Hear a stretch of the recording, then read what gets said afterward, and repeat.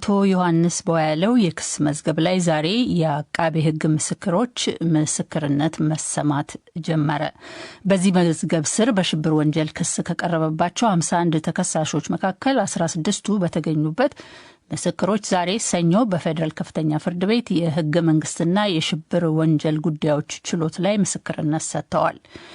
የሱዳኑ ፈጥኖ ደራሽ ኃይል በካርቱም መንትያ ከተማ ኦምዱርማን ፈጸመ በተባለው ጥቃት 6 ሰዎች መሞታቸው ተሰማ። በሌላ በኩል የሱዳን ጦር ወደ ካርቱሙ ፕሬዝዳንታዊ ቤተመንግስት ተጠግቻለሁ ሲል፣ ፈጥኖ ደራሹ ኃይል ደግሞ ወታደሮቼ ቤተመንግስቱን ጥለው አይሄዱም ሲል እየዛተ ነው። ዩናይትድ ስቴትስ በየመን ሁቲዎች ላይ ዛሬም የአየር ጥቃት ጣለች። ጥቃቱ የተፈጸመው በቀይ ባህሯ የወደብ ከተማ በሆዴይዳና ከየመን ዋና ከተማ ሰና በስተሰሜን በሚገኘው አልጃውፍ እንደሆነ ሚስራ የተባለው የቴሌቪዥን ጣቢያ ዘግቧል። ዜናው በዝርዝር በእነ አቶ ዮሐንስ ቦያለው የክስ መዝገብ ላይ ዛሬ የአቃቤ ሕግ ምስክሮች ምስክርነት መሰማት ጀመረ። በዚህ መዝገብ ስር በሽብር ወንጀል ክስ ከቀረበባቸው 51 ተከሳሾች መካከል 16ቱ በተገኙበት ምስክሮች ዛሬ ሰኞ በፌደራል ከፍተኛ ፍርድ ቤት የሕገ መንግስትና የሽብር ወንጀል ጉዳዮች ችሎት ላይ ምስክርነት ሰጥተዋል። ፍርድ ቤቱ የአቃቤ ሕግን 21 ምስክሮች ለማድመጥ ባለፈው አርብ መጋቢት 5 እስከ 12 ቀን 2017 ዓ.ም ቀጠሮ ሰጥቶ የነበረ ሲሆን አርብ ዕለት ሁሉም ተከሳሾች ችሎት ባለመቅረባቸው ምክንያት ሂደቱ ከዛሬ ሰኞ ጀምሮ እንዲቀጥል መወሰኑንና ዛሬ መጀመሩን ከተከሳሽ ጠበቆች አንደኛው ጠበቃ ሰሎሞን ገዛኝ ለዶይቼ ቬለ ተናግረዋል። አርብ ዕለት ቀርበን የአንድ ተከሳሽ ያለመኖር ምስክር ሳይሰማ ቀርቶ ለዛሬ ተቀጥሮ ነበር። ዛሬም እነ ዮሐንስ ቦያለው 16 ተከሳሾች ቀርበው ከታመሙት ጋር አቃቤ ሕግም አሉኝ ካላቸው 21 ምስክሮች ውስጥ 4 ምስክሮች አሉኝ ያለ ሲሆን ከአራቱ ምስክሮች ውስጥ አንድ ምስክር እስከ ግማሽ ቀን ተሰምቶ ቀሪ 3 ምስክሮች ከ8 ሰዓት በኋላ ለመስማት ተቀጥሯል። የመጀመሪያ ምስክር ያው የፌደራል ፖሊስ አባል መሆኑና ከባህር ዳር የመጣ ነው። በእነሱ ላይ በደረሰው ጉዳትና ከዛ ጋር በተያያዘ ነው ምስክር የሰጠው። በእኛ በኩልም በተከሳሾችን በኩል መስቀለኛ ጥያቄ ተጠይቆ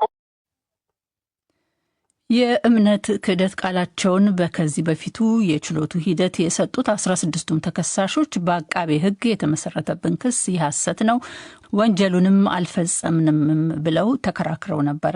ተከሳሾቹ በእስር ላይ ከዋሉ ከ18 ወራት በላይ መሆኑን ሶሎሞን ሙጬ ከአዲስ አበባ ዘግቧል። የሱዳኑ ፈጥኖ ደራሽ ኃይል በካርቱም መንትያ ከተማ ኦምዱርማን ፈጸመ በተባለው ጥቃት 6 ሰዎች መሞታቸው ተሰማ።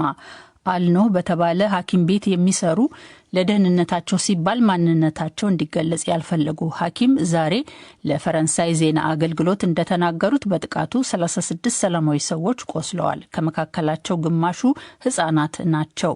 ጥቃቱ ሰሜን ኦምዱርማን የሚገኝ የሰላማዊ ሰዎች መኖሪያ ቤትና የሕፃናት እግር ኳስ መጫወቻ ሜዳ ላይ መድረሱን የካርቱም ማዕከላዊ አካባቢያዊ መንግስት መገናኛ ብዙሃን ቢሮ አስታውቋል።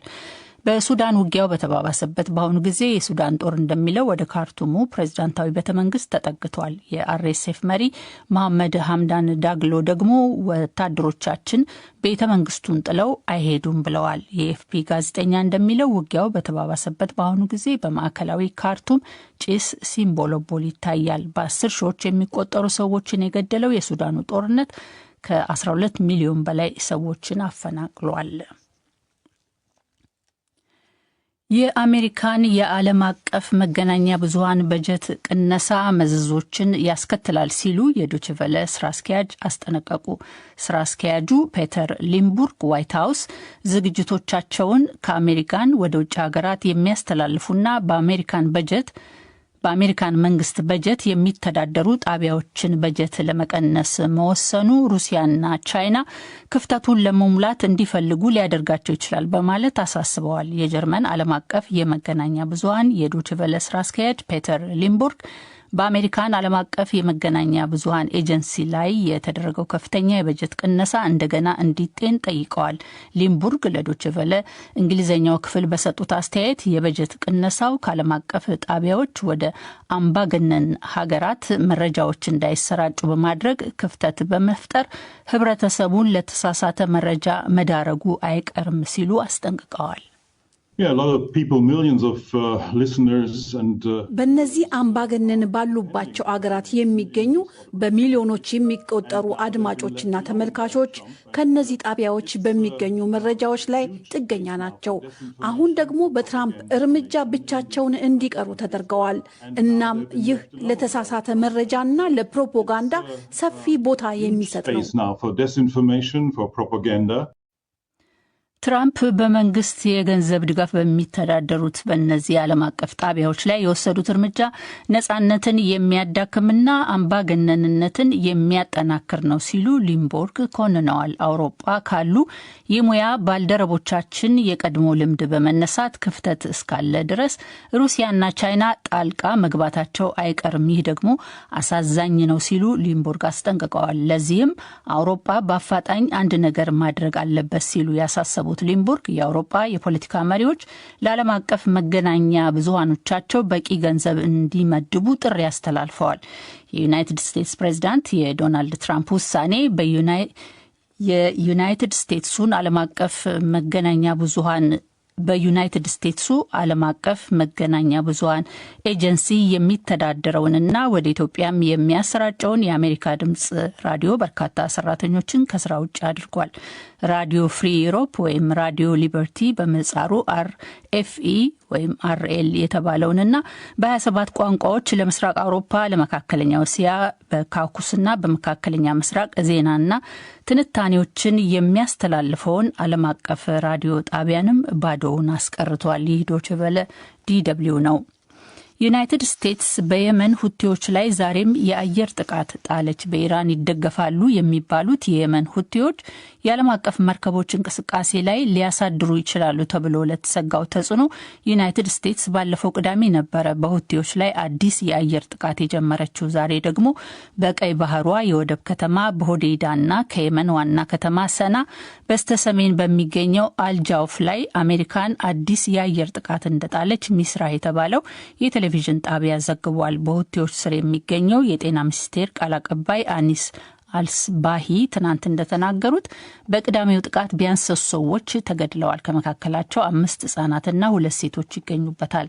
ላለፉት 10 ዓመታት አብዛኛውን የመን የተቆጣጠሩት ሁቲዎች ጋዛ ካሉ ፍልስጤማውያን ጋር እንደሚቆሙ ለመግለጽ ከጎርጎሮሳዊ ህዳር 2023 አንስቶ በቀይ ባህር በኩል በሚያልፉ ጥቂት የማይባሉ መርከቦች ላይ ጥቃት ሲያደርሱ ቆይተዋል። ይህም በዚያ መስመር የሚካሄደውን ዓለም አቀፉን ንግድ በእጅጉ አስተጓጉሎ ነበረ። የዩናይትድ ስቴትስ መከላከያ ሚኒስትር ፒት ሄክስ በየመን ሁቲዎች ላይ የሚፈጸመው ድብደባ በመርከቦች ላይ የሚጥሉት ጥቃት እስኪቆም ድረስ ይቀጥላል ሲሉ ለፎክስ ኒውስ ተናግረዋል። ሄክስ ሁቲዎች ወደ መርከቦች መተኮሳችንን እናቆማለን ሲሉ ዘመቻው ይቆማል ብለዋል። የሁቲዎች መሪ አብዱል ማሊክ አል ሁቲ ሚሊሻዎቹ የዩናይትድ ስቴትስ ጥቃት ከቀጠለ በቀይ ባህር የሚተላለፉ የአሜሪካን መርከቦች የጥቃት ኢላማ ሊሆኑ ይችላሉ ሲሉ ዝተዋል። የዩናይትድ ስቴትስ ፕሬዝዳንት ዶናልድ ትራምፕ ነገ ከሩሲያው ፕሬዝዳንት ቭላዲሚር ፑቲን ጋር እንደሚነጋገሩ ተናገሩ። ትራምፕ ባለፈው ሳምንት መጨረሻ ብዙ ስራዎች መከናወናቸውን ገልጸው በንግግሩ የዩክሬኑን ጦርነት ማስቆም እንችል እንደሆነ እናያለን ብለዋል። በነገው ንግግር አሜሪካን ላቀረበችው የዩክሬንና የሩሲያ የ30 ቀናት የተኩስ አቁም ሀሳብ የፑቲንን ድጋፍ ለማግኘት እንደሚሞክሩ አስረድተዋል። በውይይቱ ስለ መሬት ጉዳይና ስለ ኒውክሌር የኃይል ምንጮች እንደሚነጋገሩም ጠቁመዋል። ዩናይትድ ስቴትስ በወሮበላ ቡድን አባልነት የተጠረጠሩትን ስደተኞች ከአሜሪካን ወደ ኤል ሳልቫዶር አባረረች። የዩናይትድ ስቴትስ ፕሬዝዳንት ዶናልድ ትራምፕ አወዛጋቢውን የጦርነት ጊዜ ሕግ በመጠቀም ስደተኞቹ ኤል ሳልቫዶር ውስጥ እንዲታሰሩ ልከዋቸዋል። የኤል ሳልቫዶር ፕሬዝዳንት ናይብ ቡከሌ ከዩናይትድ ስቴትስ የተባረሩት ሰዎች ኤል ሳልቫዶር መግባታቸውን ትናንት ተናግረዋል። ሆኖም በወሮ በላ ቡድን አባልነት የተጠረጠሩት ቁጥራቸው ከ200 በላይ የሆኑት እነዚህ ሰዎች ወደ ኤል ሳልቫዶር እንዲባረሩ የተሰጠው ትዕዛዝ ላይ አንድ የዩናይትድ ስቴትስ ፌዴራል ዳኛ ጊዜያዊ እገዳ አስተላልፈው ነበረ።